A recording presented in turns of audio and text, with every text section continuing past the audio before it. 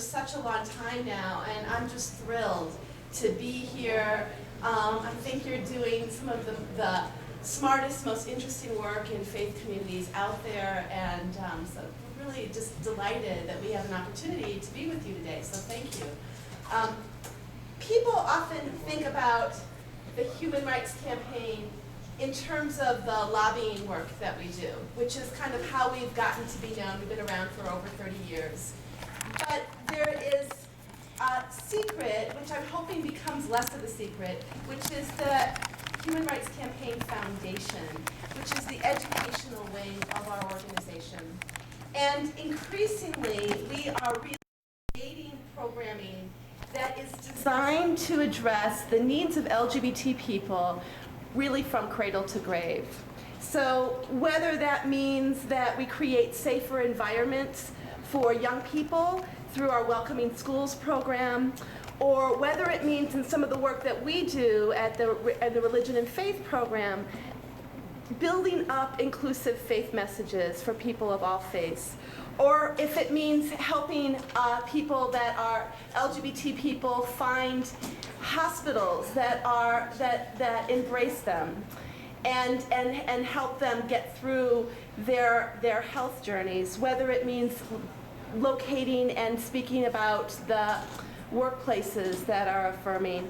It's across the board, this work that we're doing, and increasingly we're trying to connect it better so that we're not just seeing a kind of siloed program here or there, but really addressing the needs of LGBT people as we see them.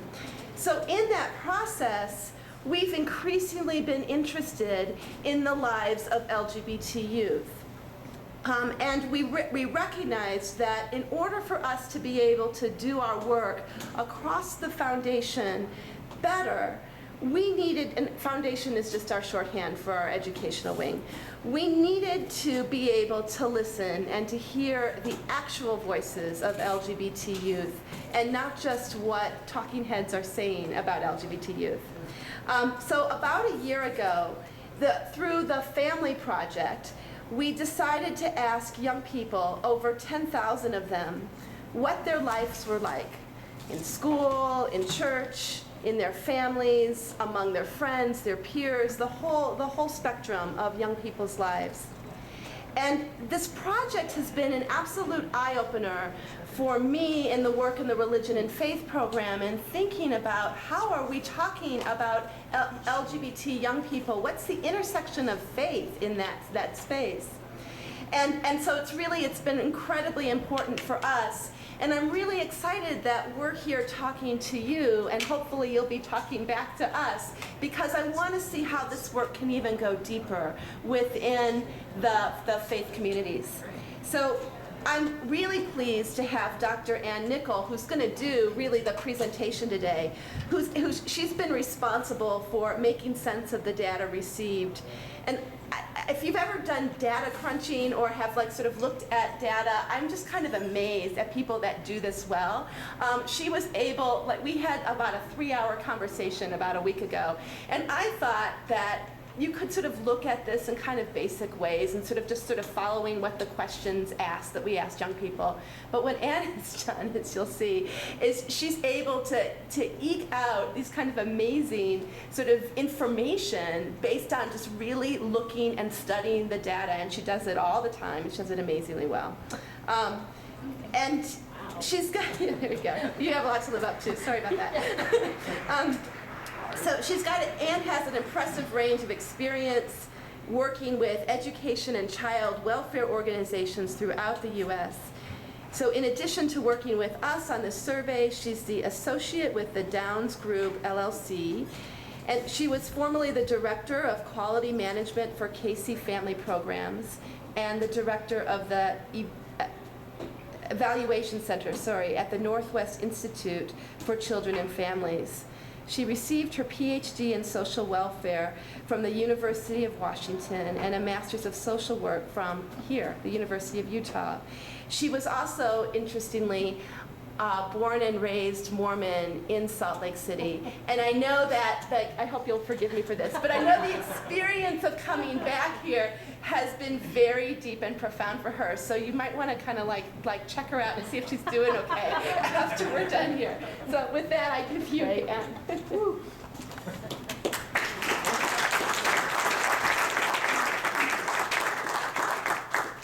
I really wanted this to be just a 2.5-minute talk, but it's not probably going to work that way. It's true, I was raised on the avenues, and this has been coming home, and I remember thinking, emailing some of my friends, you know the expression, when pigs fly, this won't happen, you know, if this ever happens, pigs will fly. And so I emailed a couple of my friends who had worked with me here when I'd been at the Women's Resource Center here on campus for 10 years before moving. And I actually was the stake education counselor in the Student Stake Relief Society here on campus. So I emailed a couple of my friends and said, okay, the pigs are flying. I'm heading to Salt Lake to talk to the Mormons about LGBT youth. And they just went, holy cow. So here I am.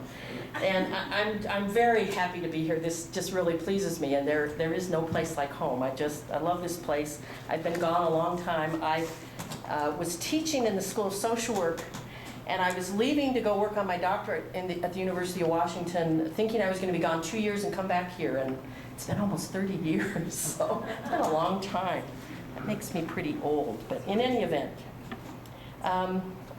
let's get started. Put your seatbelts on, because this is going to be kind of a wild ride, and we don't have much time. But I'm also one of the things that's very important for me in terms of my talking about data is to make data work for people in an ordinary language, in an ordinary way. So please, you can always stand and ask me to please speak English if you don't understand what I'm saying. I will try another way.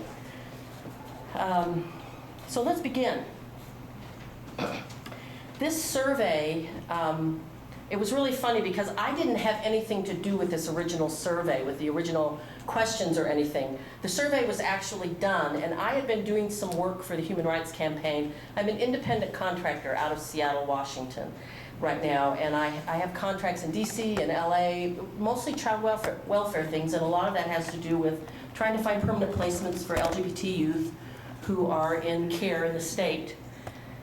In any event, I was working with them as they tried to develop, the HRC develop a program about recruiting LGBT resource families for foster care and adoption, and was helping them with some evaluation work about around some of the training that they were doing. And Ellen called me one day, Ellen Kahn, who's in charge of the Family Project and in charge of this, and said, we have this data set that they're giving us. Can you take it and can we do some secondary analysis of the data set? I said, sure, send the data. So I've been working on this now for almost a year. And I must say that when I was reviewing the questions and saw religion and saw Mormon, the first thing I did was, of course, check out how many Mormons have we got in this database. And so it was funny when Sharon and Ellen were on a phone call to me saying, do we have any Mormon kids in this survey? And I said, yeah, 72. I know that. I looked that up like 9 months ago. So, but do know that this survey is the 72 self-identified Mormon youth that I'm going to talk about today from the total survey of more than 10,000. And I want to just give you a little brief background because I'm going to do some comparisons. There were actually 2 surveys that were sent. One was the LGBT youth survey that was posted online. It was a public website. They basically did an outreach to LGBT youth in terms of social media and youth centers, just really encouraging kids to please get online and take the survey. And at the same time, they used a Harris poll and a panel. The Harris poll is used. They take data from the census, and they wanted to find a sample of straight youth, basically, to make a comparison of. And they used this sample, the Harris poll and a panel, because in fact, they knew the population of youth aged 13 through 17, and they wanted to be able to get a representative sample of youth in this country. So they used that Harris poll. They were going to try to get 500 LGBT youth and 500 straight youth in this survey, and then make some comparisons. And interestingly, what happened when they did the Harris poll and got 502 kids, 30 of those kids identified as LGBT. And we always kind of wonder, what's the population of LGBT youth in this country? Or what's the population of LGBT Mormon youth? We just don't have any idea. But here's an example of where about 5% of a random sample of youth, age 13 through 17, ended up being LGBT. And the estimates are between 5 and 7% of the population are probably LGBT. In the meantime, something very interesting happened because, as I said, we were only looking to have 500 LGBT kids with youth with this LGBT youth sample. And as the story goes, somebody tweeted Lady Gaga about this survey. And she tweeted it. And we suddenly had 10,000 youth. And as a researcher, this is the most incredible sampling technique I've ever heard anybody. And if I ever run into Lady Gaga, I got a big thank you for her. Because this is a gigantic sample that we have. So of those 10,000, 30, because we moved 30 of those kids across from that straight sample into this one, 72 of those kids identified as LGBT. There were 7 kids who in this straight sample who identified as Mormon, but I've not included them in this analysis. I've included them in the larger group of straight kids, but I'm going to make some comparisons for you a little bit later on. So in terms of what I'm going to talk about today, I'm going to try to fly through some demographic information, some general indicators of well-being in terms of how kids report their happiness level and their fitting into their community. I'm going to talk about acceptance by family, peers, school, and the community. I'm going to talk a little bit about who these kids report that they're out to in terms of organizations and families and schools, etc. I'm also going to talk a little bit about their access to affirmative support, or lack thereof, and their exposure to harassment, bullying, and exclusion, and participation in activities both inside and outside of school. Again, this is just a survey that's talking about what is it like growing up LGBT as a youth, age 13 through 17. And then I want to provide you with some fascinating information about their sense of optimism about the future. There were also 5 open-ended questions that we asked them. The first one was, what is the most difficult problem facing you? And they had a space where they could fill that in. If you could change one thing about your life right now, what would it be? What is it like for you to be a lesbian, gay, bisexual, or transgender in your community? If you're not out to your family, why not? And if you're not out at school, why not? So let me first start by saying that these 72 youth, 70% of these youth came from these 7 states, these 7 western states. So 50 of the 72 youth came from these 7 states. Utah had the most. I think California was next, and then maybe Colorado, and then Nevada, and Arizona, and Idaho, and then Washington had a smaller. I'm sorry that my little program appeared to make Lake Washington a state, but there were no kids from, I'm sorry, Lake Michigan. There were no kids from Lake Michigan. But in addition, for the entire sample, the LDS youth came from these other states. Okay? And if we look at the demographics of the LDS LGBT youth in this data set, about 67% of them were in high school, 24% of them were in middle school, and 7% of them were homeschooled. 19% were from rural areas, 50% from suburban, and 29% from urban or city areas. And these were rather comparable to what we had in the larger LGBT sample. There were approximately 80% of the kids in high school in the total LGBT sample. So more middle schoolers in the LDS sample than were in the LGBT sample in terms of percentages. And then 88% of these kids were living with their immediate family, 3% with their extended family, and 3% in foster homes. And I want to just say a little bit about the sample, because one of the things I want us to remember is that this sample was taken prior to the policy changes in the church. So these are the reports prior to kind of the shift that we saw in the last little while. And the other thing I want to say is that I don't pretend that this particular sample is representative at all of the LDS youth. This is just a sample we have of 72 LGBT youth, but there's no claim that this represents what the whole story is. And one of the things that I want to be clear about one of the big holes in this data is that we know among the homeless youth population that upwards of 40% of these homeless youth on the street are LGBT youth. And this particular sample, both the LDS and the larger LGBT sample from this survey, has very little kids, youth, reporting living on the streets. And I think in part that's because these kids don't have access to computers and didn't have access to taking the survey. So this survey also does not tell the entire story about life for those youth who have been bumped from their homes and are trying to make it on the street. We don't have a good representation in this survey sample.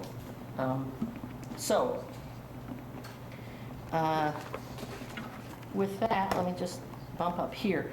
One of the questions we asked was, do you consider yourself male, female, transgender, or other gender?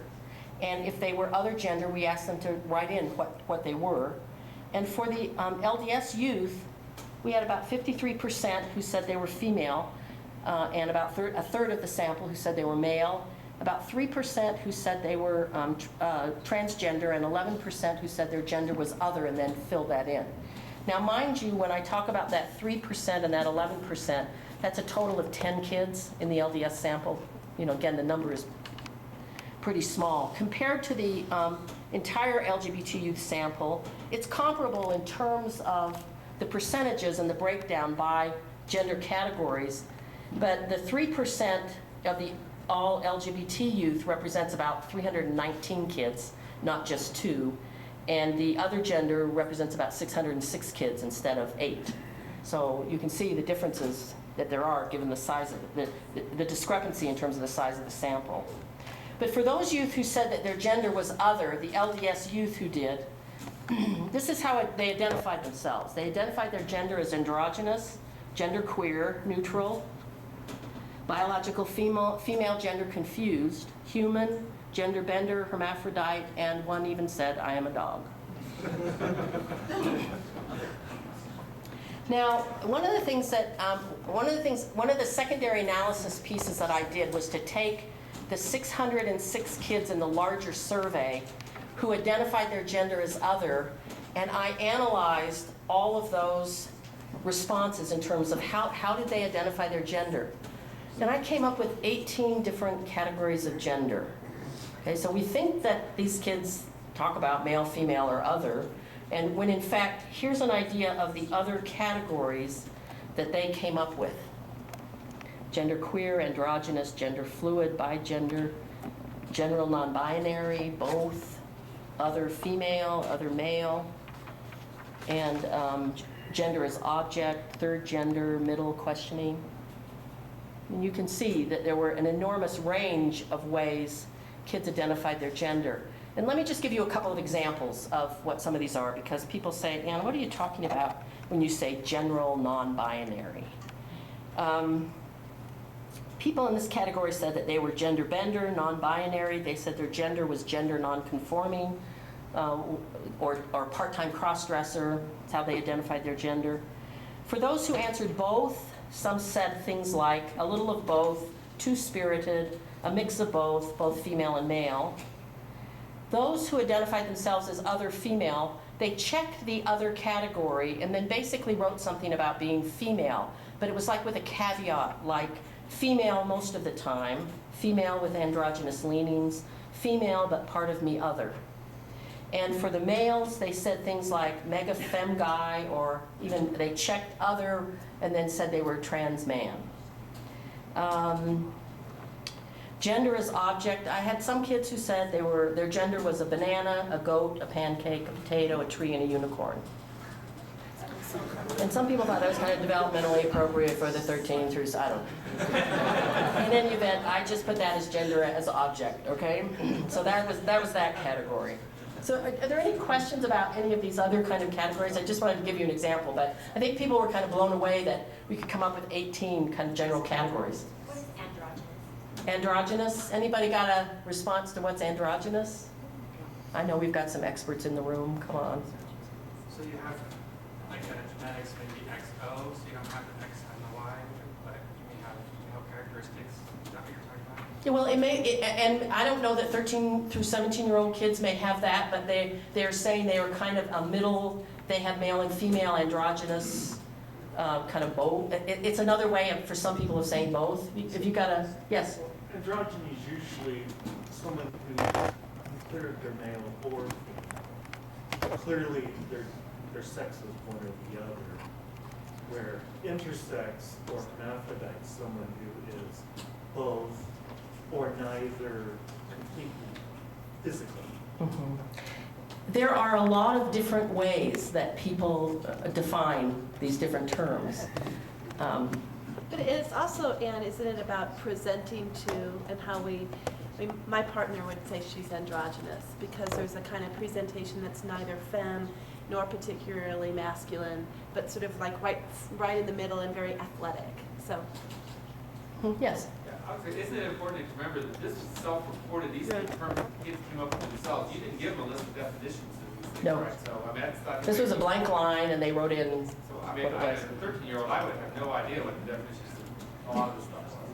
You know, I think yesterday at some point someone talked about how, I think it was Caitlin who talked about how the internet had given kids access to a language. And I'm thinking of my own experience years ago. You know, I had none of these different kinds of categories in terms of available to me. I think the internet has really given them a language that we just historically have not had in terms of young kids this age being able to think about themselves in terms of their gender. Okay, I'm going to push on because I know we still have a long way to go. Now, for all of the youth who identified themselves as either transgender or who identified their gender as other, both of those groups were asked, would you say that you transitioned from male to female, from female to male, that you wouldn't identify yourself as having any kind of transition or some other kind of transition? And what we had were very few. Again, there were only 10 in that category of either transgender or other. One who said they were transitioning male to female, one youth who said they were transitioning female to male, one who said that they were transgender, but they were neither transitioning male to female nor female to male. And then two others who said they were transitioning from gay to lesbian, which I would say is a sexual orientation transition, not a gender transition, but this is what they wrote. And then male to neuter. And that was a total of 10 there. So that just kind of gives you an idea about how they responded to any kind of transitioning across genders that they might have been experiencing. And in terms of their sexual orientation, they were asked, again, these different options around sexual orientation, or if there was something other to specify what that sexual orientation was. And about 43% of this sample of youth identified as bisexual. About a third of them identified as gay. 15% is lesbian, 8% is other, and 3% is queer. And you can see that it's kind of comparable in terms of the larger LGBT non-LDS sample. Not much difference in terms of the percentages there. And for those who wrote that their sexual orientation was other, the 6 who did that in the LDS sample said that they were bi-curious, confused but likely lesbian, demisexual, biromantic.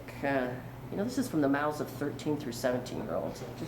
Bisexual, gender bender, a raging dyke, and a sexy beast. So that's what the youth are telling us in terms of their sexual orientation. Okay, I want to talk just real briefly about 2 indicators of well-being. One of them was, how happy are you? Very happy, somewhere in between, very happy, pretty happy, somewhere in between, pretty unhappy, or very unhappy. About 11% of the LDS kids said they were very happy. 21% said pretty happy. 51% said somewhere in between. And then 15% pretty unhappy, and just 1% saying very unhappy. And by a comparison with the non-LDS LGBT group, you can see that there's a little bit of a difference, but not much in terms of how the ribbon is spread out there. But what is different is what happens when you ask the straight youth that we have in this sample about where they are. And you begin to see some marked differences, with 21%, almost double the LDS youth, 21% of the straight youth reporting that they're very happy, and 46% of the straight youth saying they're pretty happy. So you know, there's a marked difference here in terms of the happiness level among the straight youth and what we're seeing among the LGBT youth, both LDS and non-LDS. Worth noting, I thought. The next thing we asked them was the degree that you fit into your community. Definitely fit in, somewhat do not, or definitely do not fit in. And you can see, again, 13% definitely fit in, a big chunk who said somewhat fit in, 32%, about a third who said they do not fit in, and about 14% who said do not fit in, definitely do not fit in. And the comparison, again, with the non-LDS LGBT group is pretty comparable. And again, you can see the marked difference, especially here, in terms of over 80% of the straight youth saying they definitely fit in or somewhat fit in. Much smaller percentages at that right side that say they somewhat do not fit in or definitely do not fit in. Yeah. Can you give some interpretive commentary? Because we would think that a conservative faith tradition like LDS would have more feeling like they don't fit in, you know, that the saints, what their faith teaches, how they're raised. Any ideas on why they compare similarly to the non-LDS? I think that you'll see when I talk about who are you out to, that I'm surprised at how many of these kids, LDS and non-LDS, are out to friends. And so I think that in terms of close friends, there is a sense of connection and community, but I am guessing.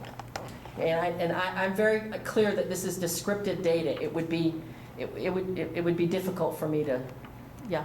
So the question was your community, not your faith community, right? That's right, And so, just generally your community. But one thing I think to pay attention to throughout this whole presentation, it was a surprise to me how close the LDS youth were to the non-LDS youth. And I was surprised by that. I thought it would be significantly different, as it seems like you're sort of suggested as well. And it wasn't. And, you know, we didn't do this survey specifically to gather I wish we had, but to gather the information around the LDS community. But that's a really good question to kind of be thinking about. If like, why is it so similar? Are we asking the right questions, or actually is the experience similar? Do you want to take a few questions now, or can we do that? Sure. Okay.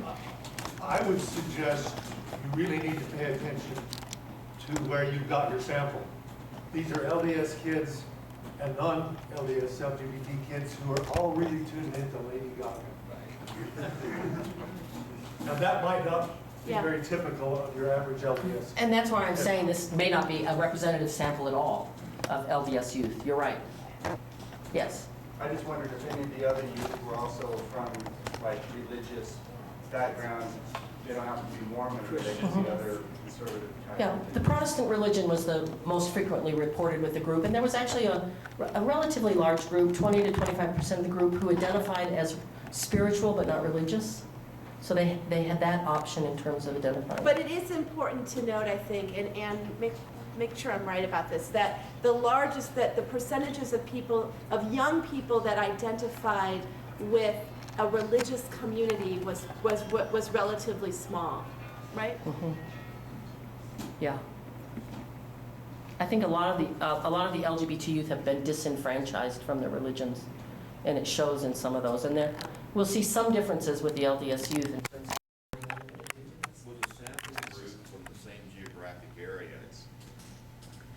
I would think that if you had non-LGBT local, they would think that they get fit in for a lot of reasons. that they wouldn't fit in for a lot of reasons, yeah. You know, I don't know. I mean, these kids are from, the larger sample is from we have kids from every single state. But again, we don't have some of that information. Another question? So the next question we asked was, when it comes to accepting LGBT, lesbian, gay, bisexual, and transgender people, how would you rate the following people or institutions in your community?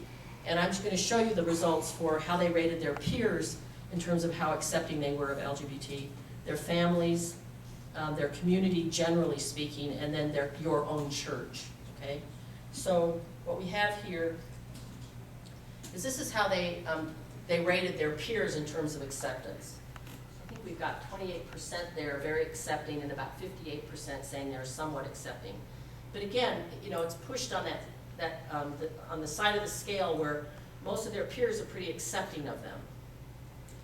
The question that I want to provide a caveat here as I show you the data around the community in general accepting LGBT. This was actually, they were asked a little bit differently, and if you look closely, you'll see that the scale is a little bit different, but not too much. Instead of not accepting at all, it says somewhat unaccepting over here on the second scale. But generally speaking, they found the community a little more unaccepting. You can see the 26% in both the somewhat unaccepting and the very unaccepting, and then 4% reporting I don't know. We asked them about their families, and again, this was kind of evenly spread across all categories. About 21% reporting very accepting, 26% somewhat accepting, 24% not very accepting. And the final one is how accepting they found their own church. And I think here is where you see kind of the marked difference in terms of how they perceive their church. And was this sample for the LDS youth, or was this the entire sample? No, this is only the, I'm sorry, this should have just said it's the LDS. This is the LDS LGBT.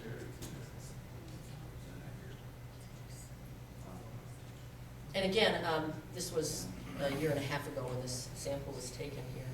So the next thing we asked the youth was who they were out to. And I've just kind of grouped them in categories along that x-axis here, that horizontal axis.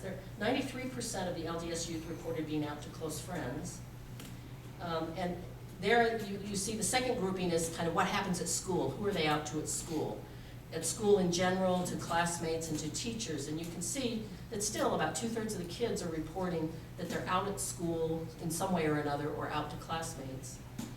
The next grouping was with family members, the immediate family members. There are just a little over half who reported being out to their family members, and about 28% to their extended family members. I think it's interesting to note that that the extended family members and they're more out to their teachers than they are to their extended family members.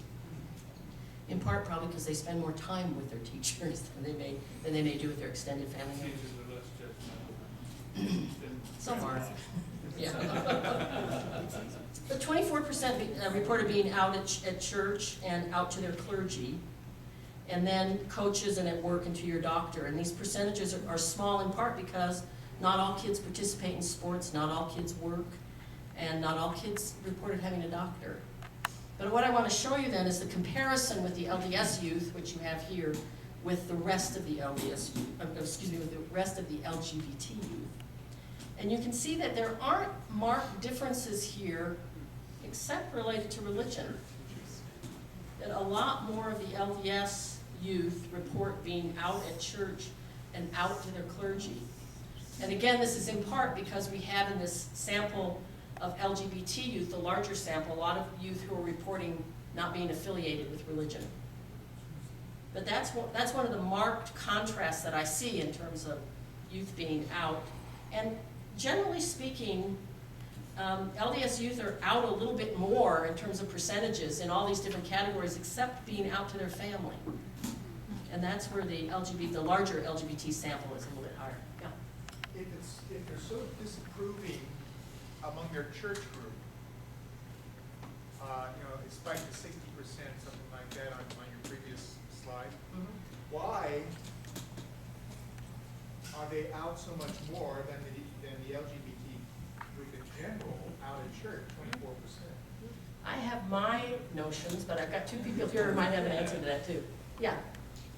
I would say guilt for Mormon youth and seeking help for repentance. Okay, and how about the front row here? Yeah, I was going to say, because we're such a tight community, often living, neighbors know, everything that's going, you have home teachers and so forth. So I think compared to the average church attender, we know a lot more about people. So they may not have outed themselves, but they may have been outed by others to the community. Yes. There's also, in the Mormon faith, there's also those regular interviews, like bishops asking those very questions, and I think that's gonna, you can lie about it, or you can talk about anything that you today are talking about it. That would have been my guess in terms of there's more access of youth to the clergy, to the bishop, and those questions get routinely asked, here and then here. Okay, well, just, I do know this much, the first thing that came out of our mouth was, you need to go see your bishop. So, instantly, most LDS kids are gonna get out to their clergy, because the first thing a parent does is, you need to go talk to the bishop, you're messed up. So, Okay, and how about here? I think a 13 or 14-year-old too may not realize the repercussions of coming out to the bishop with the clergy. Okay, I'm gonna move on. Again, can you take one more question? One more question. I'll go back. I say it may also be just that the group that actually responded to the survey, maybe there's more of a split in the Mormons of kids that aren't out yet are maybe less likely to do a survey like this, and so that would also cause a sway. And also, it's also important to see, even though 17% is a whole lot more than 3, it's not 93. You know, so it's still way, way, way below even the quarter line, so. Good. Yeah. So we asked the kids what kind of activities they participated in. We just wanted to have a sense of their social connection with others and the kinds of things they were involved in. After-school activities such as drama, debate, band, academic clubs, any kind of gay-straight alliances, the GSAs that are part of schools or can be part of schools. The online community that addresses issues facing the LGBT community. Church or religious services in a house of worship. Were they involved in church or religious youth groups? Do they play sports? Are they involved in service organizations such as the Boy Scouts, lesbian, gay, bisexual, transgender organizations outside the school, and work at a paying job?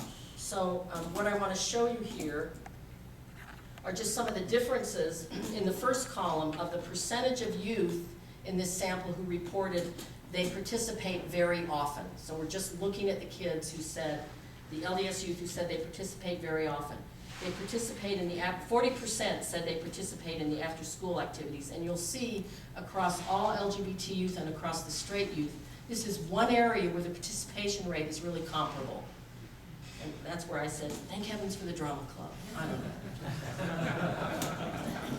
The church or religious service in a house of worship, you can see that the LDS youth are comparable to the straight sample that we have, but much higher participation in religious services in a house of worship than the all of the LGBT youth report. It's markedly different. And that probably answers the prior question to a large extent. Yes. Yeah, LDS youth Yeah. more out there. And you can see the participation rate again among the LDS youth in their religious youth groups. Much higher. That makes sense in terms of what's available to them. Can I just stop you for a second? Yes. So this makes me sad, this 14 and 11%. I mean, we're really doing a bad job if LGBT youth don't feel like they can be part of, for whatever set of reasons, a church or a religious service, that's just not something that is appealing to them compared to the rates for straight youth and then the LDS. I just want to point that out. I think that's the problem. Okay, so I mean, you can begin to see the service organizations, a much higher percentage in terms of Boy Scouts, Girl Scouts, the YMCA, and you know the sports is kind of comparable to the general LGBT sample. So, but I think again a couple of things. For most LGBT youth, there appears to be the largest amount of participation in the after-school groups, in the online community, and in the GSAs. And for Mormon youth, it's a little bit higher in terms of their involvement in church and in the youth groups. But those are the three primary areas: online, school GSAs, and those after-school activities like drama, debate, and band. And that we could do a much better job with our LGBT youth in terms of their involvement in other kinds of activities that help in their socialization and in their transition with good social skills into adulthood. Okay, so I'm just a couple of quick things because I realize we're almost out of time here. We asked them the frequency of religious attendance, and one of the marked differences that we saw here was with LGBT youth, with over half of them reporting attending church every week, and about 11% of them reporting never. This compares to the LGBT youth, except if we take out the LDS youth, and you can see that it's markedly different. We only have about 16% of the larger LGBT youth reporting attending religious services on a weekly basis. So much different attendance record in terms of the LDS youth. Okay, the final thing I want to talk about in terms of some of the data has to do with youth ambitions. And what we did here is we asked the youth, what's the likelihood of this happening in your life?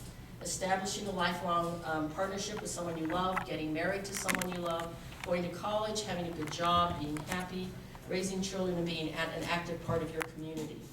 And what we found here, that among the LDS youth, they reported about 69% reported that it's very likely that they would go to college. A little over half said that it was very likely that they would establish a lifelong partnership.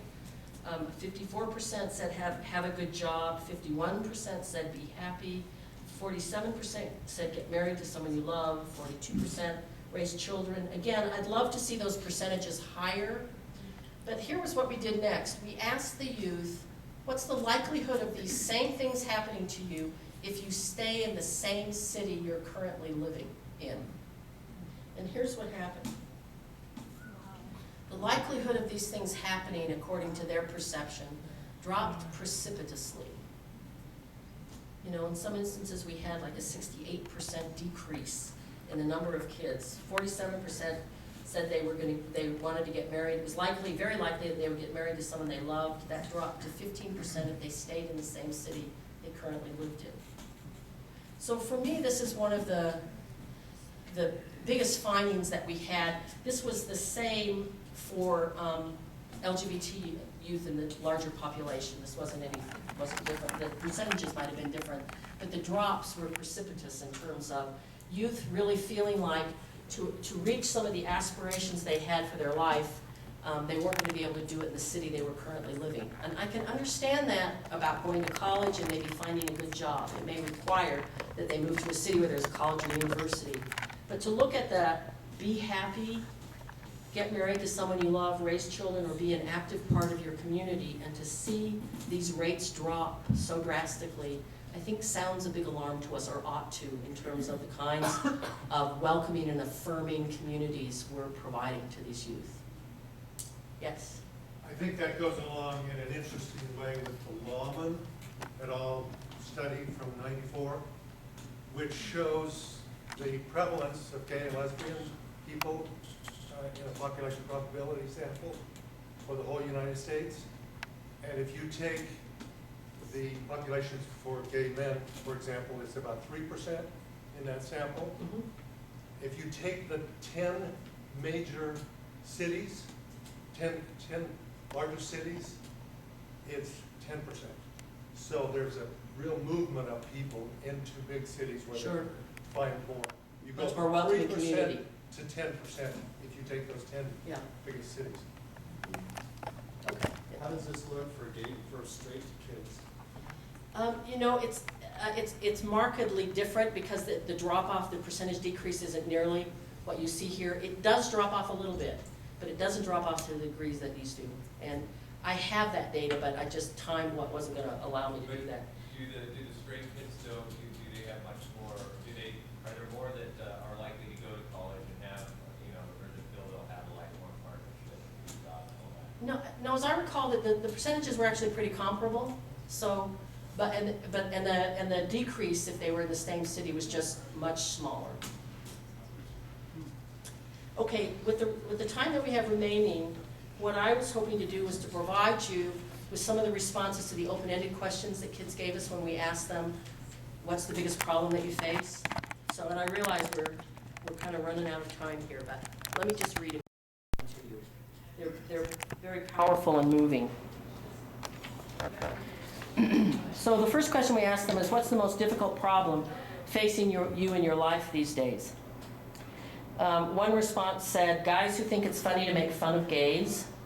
Another one responded, the constant bullying, mainly from guys, about them saying, you're not a boy, no, you're not a boy, what's your real name, your name isn't Dylan, it's a woman's name, you're a girl, and commenting on my sexual organs and things like that. Another one said, my family is constantly at war with someone or something. They are very unaccepting of my sexuality due to my family's religion being Mormon, and I battle depression and self-harm and smoking addiction. Another one said, I've been struggling a lot with religion completely apart from orientation issues and whatnot. I'm just not sure where I stand with God and if we can ever be close again. I'm LDS if that helps. And another person wrote about their most difficult problem. As a member of the Church of Jesus Christ of Latter-day Saints, I've had to face the challenge of having a bishop who decided to take away my authority to use the Aaronic priesthood and has threatened to withdraw his endorsement for me to go to the BYU, which has led to a considerable amount of confusion and chaos in regards to figuring out what college I'm going to next year. Being disallowed to use the priesthood, I'm left to sit with my family during the first half hour of church, during which most of the rest of the young men bless and pass the sacrament. Though I have faced no direct prejudice from these people, I know that they are judging me, that they think I've done something wrong, when in reality I've done nothing wrong to deserve this. The stated reason for the bishop's actions towards me is because I had a boyfriend, who I'm no longer with. The sort of ban would not apply to a straight boy with a girlfriend, making this blatant discrimination. The next question we asked was, if, in your own words, if you could change one thing about your life right now, what would it be? Let me give you a couple of those responses.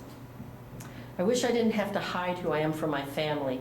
It's scary that I have to lie about who I love. If I could change one thing in my life, it would probably honestly be all the hate towards the LGBT community, because we're all humans and no one is perfect. We should all accept each other for who we are. Another one said, recently I've been wanting to out myself to my parents. However, my mother doesn't like dykes, and my father says he would disown me if we were to find out either of my siblings and I were gay. And the thing they change about their life, another youth wrote, to be considered normal by my church. And finally, I wouldn't change a thing in my life except the fact that people are so judgmental about everyone's sexuality. So a couple of responses from the youth. And then we asked them, please describe in your own words why you're not out to your immediate or extended family. I do worry marginally about my parents' reactions to my telling them, but I like to think that I'd rather be hated for who I am than loved for who I am not, even if that means being hated by my family members, no matter how much that might hurt, depending on which family member specifically. My family doesn't understand what it's like to be gay. They don't think it is a real thing and have threatened to kick me out if I ever would, threatened to kick me out if I would never officially tell them, sorry. My mother is embarrassed by my sexual inclinations, as she puts it, and is afraid that my family will judge her, as well as my father's side of the family. Both sides are extremely religious within the LDS Church and are culturally closed off to the idea of having a gay family member.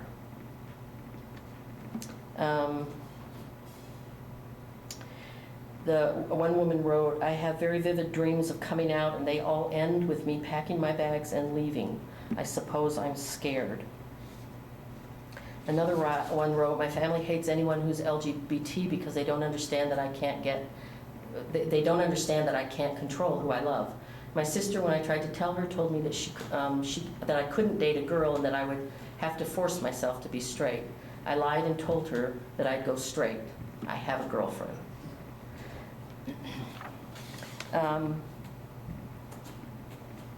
Another question we asked was, please describe in your own words why you're not out to classmates, teachers, or at school. I'm not out to certain people at school due to the content being taught in the class, such as LDS seminary. It's often brought up how evil gays are. Also, it's never really come up much in other classes. Another person said, I would be excommunicated from my church and my younger siblings would suffer. Simply put, declaring yourself gay is social suicide at school and the community.